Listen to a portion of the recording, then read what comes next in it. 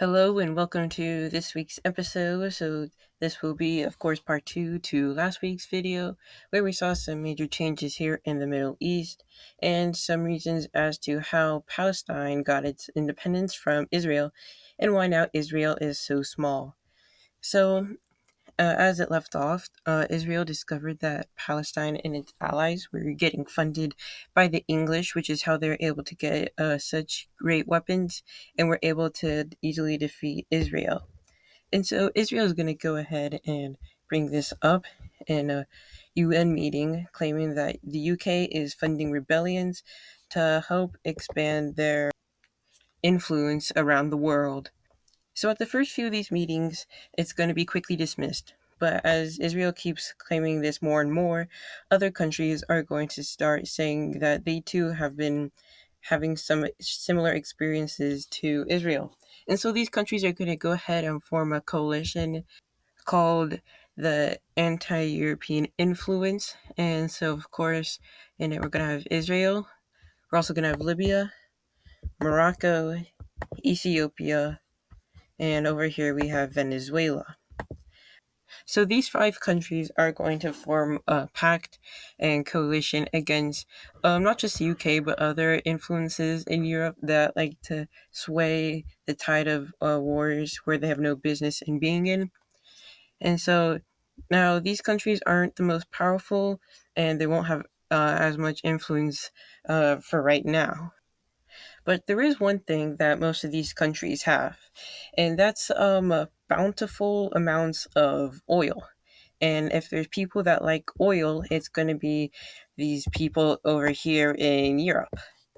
So they're going to start demanding that the UK, along with other powerful countries in the world, stop meddling in other people's businesses, and of course, these are going to be dismissed at first. But once they start saying that they're going to stop importing oil, as these are some major oil importers or exporters, they're going to start to listen. So first thing is the UK will be suspended from the UN, which is a big step. But they're deciding to take action against this corruption. And then next, this situation is going to be brought up to NATO. So NATO is the most powerful military pact in the world, and they're not going to let go of the UK so easily. But more problems start to arise as countries like Chad, Niger, and Mali also decide to join in this pact.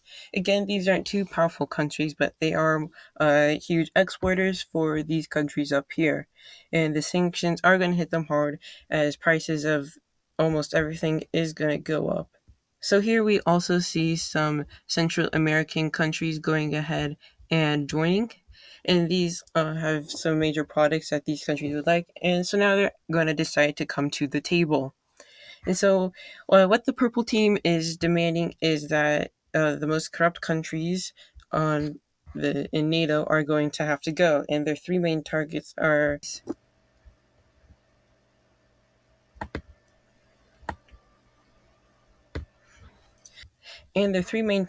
going to be, of course, the UK. There's also going to be France, and finally the USA.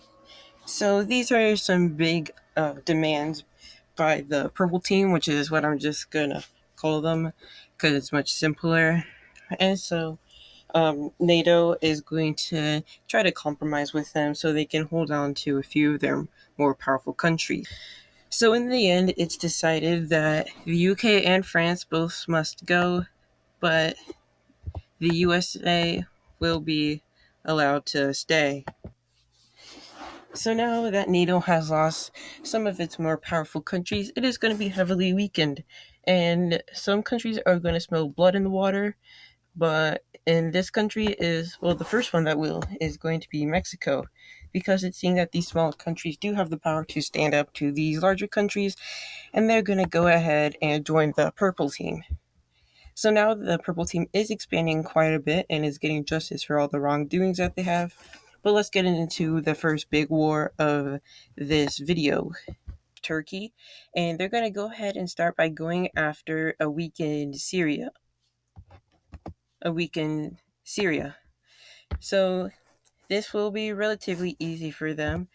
because Syria is greatly weakened, and their army too suffered serious losses from last video, so they're easily going to be able to get here and cut off their access from the coast, and then curve around and and then just capture the whole country with a large encirclement, as they didn't really stand much of a chance. So after this, they're just going to say, why not? And it's going to be just a complete annexation.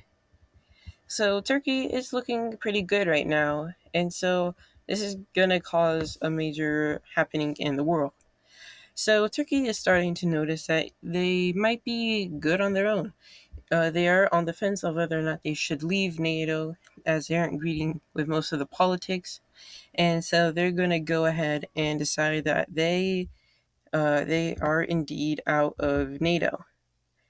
So with that in mind, Turkey is completely out, and NATO is now severely weakened, as most of its more powerful countries are not in it anymore.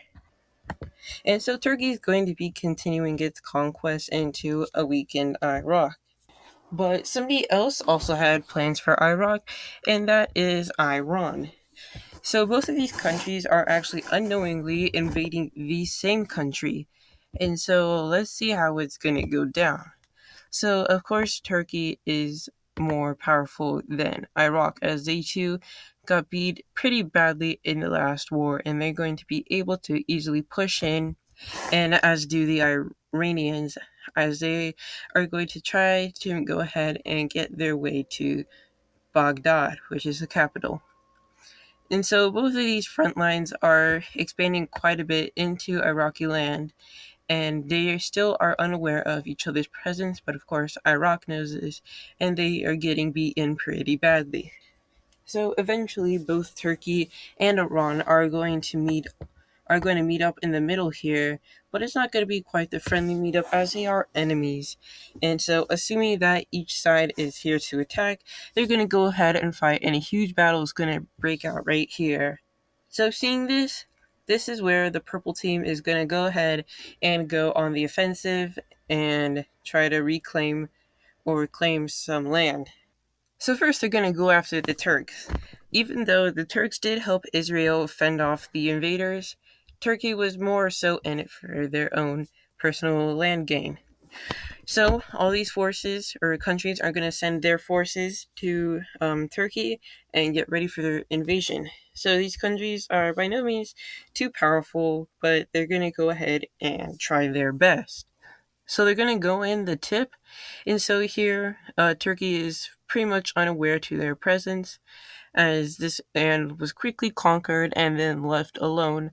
But they are going to go ahead and travel up and reach a Turkish supply line into Iraq, which is where they're going to have their first major battle and pause. So the Turks are seeing this, and they're going to go ahead and start to lose a bit to the Iranis, who are going to change color so it's not too confusing.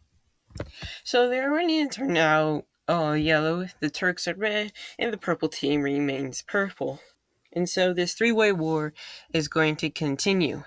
So since Turkey does have to also battle the purple team, we're going to see the Iranians be able to push them all the way back, and as well as stretch out so they can then capture all this Iraqi land. So by now, Iraq is seeing that they are going to lose, and they're just going to go ahead and surrender to Iran. So with this, Iran has now completely expanded and is still going at war with Turkey, and Turkey is fighting a war with two people. And with the result of this, all their land in Iraq is going to be slowly taken out, as there isn't much really that they can do to protect it, as they are fighting on multiple fronts. So Turkey is going to continue being pushed back by both teams, who are officially working together. And so Turkey has no choice but to cry out to their old allies to hopefully get them to help take back some of their land. And of course, these old allies are the remaining countries of NATO, but they're going to go ahead and say that you're on your own. So Turkey is completely on their own, and they're going to start to lose pretty badly, as they weren't as prepared for this big war since they were only expecting to face Iraq. So the yellow and purple team are going to meet up and agree that they will go ahead and split Turkey. That is, if they are able to invade it all. And eventually, Turkey is just going to go ahead and surrender to hopefully make the peace terms not so bad. So now Turkey is sliced up like a cake, and the purple team is feeling very good about this win. So they're going to go ahead and attack. So now they're going to go ahead and attack more people who they feel have wronged them. And so this first person is going to go ahead and be France. So France is all alone now without NATO. And so with a surprise attack from the purple team, they're going to be able to land in this southern part of France into areas and will face a little bit of struggle, but ultimately are going to create strong fortification. So the purple team's goal is going to be to go ahead and connect these two, which they are able to successfully do, and fortify, taking key cities like Marseille, and I believe also Nice is down there. So much like Turkey, France is going to call for help, but this time it's going to be answered, and it's going to be answered by none other than the good pal, the UK, who decides to hop in on this war and will be able to help push back the purple team quite a bit. So these two countries are very powerful and will be able to easily push back the purple team to their fortified lines. But seeing that there are the purple team in Europe, NATO is getting a little bit concerned that they might start going after them. So instead of activating Article 5, they're just going to go ahead and say, why not? We'll join you, France and the UK, and they're going to go ahead and join the war. But only a few of the NATO countries are going to. So with this, their superior technology, they will be able to push back the purple team mostly out of France and eventually all the way out and into Morocco and push along its coast. The coast is the really only major part of Morocco that needs to be attacked because everything else is the Sahara. And so once all these cities are taken out and on lockdown, the country has really not much of a choice but to capitulate. So these countries here in Central Africa are going to go ahead and fortify and get their troops ready for the inevitable invasion of Libya. So over here, these countries are feeling pretty protected as everything is far away, and they are sending a few of their troops over. And what's nice is also that the USA is not getting involved, as they do not want to be kicked, as they have decided to just not butt in on this situation. So after a few attempts at landing in Libya, NATO will be able to successfully do it and create a beachfront going only after the coast, again, because that's where all the cities are. But Israel is rapidly sending troops and is able to stop them from going, and more troops are not coming to fortify this front. So now the red team is moving slowly, but for most part it is a little bit of a stalemate for now, as the other countries are gathering up their troops and are preparing to send them. So as the red team now has more and more troops coming, they're easily going to be able to take more and more land. And eventually all the coastal and important cities of Libya are going to be captured, but the country isn't going to surrender yet because the purple teams do need a buffer zone between them. But that buffer zone will be created when NATO meets the next front line. So here is an established front line where there's a lot of major fighting going on, where troops from all of these different countries are going to go ahead and fight. But NATO does have the military superiority, and are able to push back, and also are going to start their landing. And the leader of this coalition, Israel, and attempt to take the city of Jerusalem, which they are able to successfully do and are able to easily get into the country. And so things aren't looking too good from Israel, resulting in them pulling out their troops from Libya. So now NATO is able to easily sweep through more and more. So instead of claiming the whole country, they're just going to go from here and dart down into Niger to hopefully knock them out of the war like they did with Libya and Morocco, and soon Israel. So now they're just going to go ahead and spread out before they once again dart out into Mali to take some of their land. So these countries are by no means too powerful. So it's going to just be a little bit slow for them to take all of their land. And Mali cities are over here, so taking the land over here won't be as important as they're coming to then cut off this part from this part.